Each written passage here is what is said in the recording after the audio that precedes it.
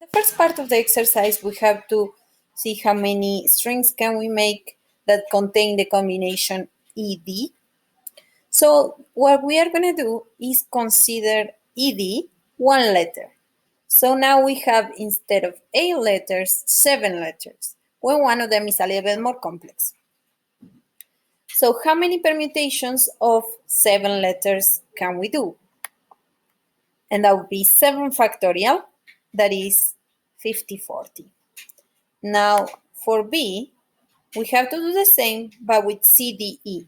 So we are going to think about CDE as one letter. So now instead of having 8 letters, we have 6.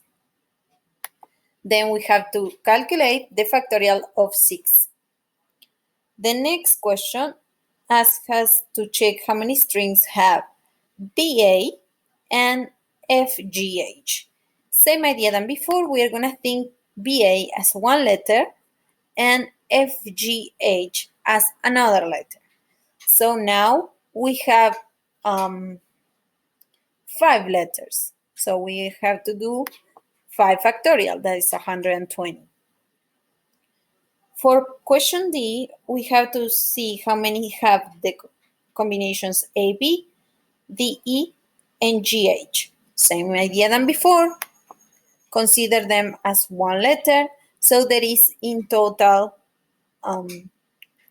5 letters, and that is again 5 factorial, 120. That's D. For F, it's asking us to check the strings that have BCA, ABF. So again, we are going to think about those combinations.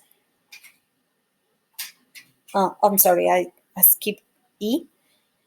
E asks us about the strings that have CAB, BED, and we are going to think about those groups as one letter. So we have 4 letters now, and we calculate 4 factorial, that is 24. Now for part F, we have to check the strings with BCA, ABF. Same than before, we think about those blocks as letters. And so we have 4 letters, and we calculate 4 factorial, that is 24. So this idea of considering blocks of letters as one letter is very common in this kind of exercise.